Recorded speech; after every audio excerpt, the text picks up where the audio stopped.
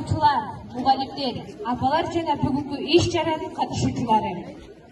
Белгилүү болгондой 11-октябрь эл аралык кыздар күнү. Аталган майрам 2012 жылы Бириккен Улуттар уюму тарабынан негизделгенин жакшы билебиз. Анын негизги максаты кыздарга байланыштуу социалдык көйгөйлөргө, теңсиздиктерге өзгөчө көңүл буруучу болуп саналат. Ооруп калбасын, жөнөтүп тыюу салбагын. 11-октябрда белгиленери чечилген. Бул күнү кыздардын билим алуу, саламаттыкты сактоо, үй бүлөлүк зомбулуктун коргоо мүмкүнчүлүктөрүн камсыз кылуу сыяктуу маселелерге көңүл бурулат. Анда эмесе кийинки кезекте насатчы эжекелерибизге куттуктоо сөз берилет.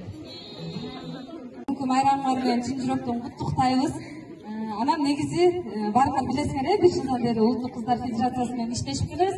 Мурун бул майрам жөнүндө биздин маалыматыбыз жок болчу.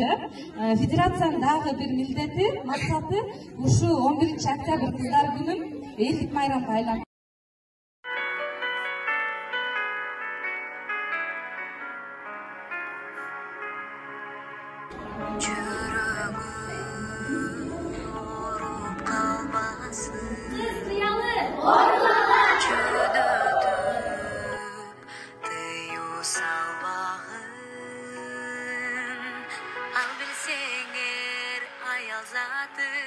Аны сыйлап аярлачы, күлүп койсо жылдыздай таңдагы.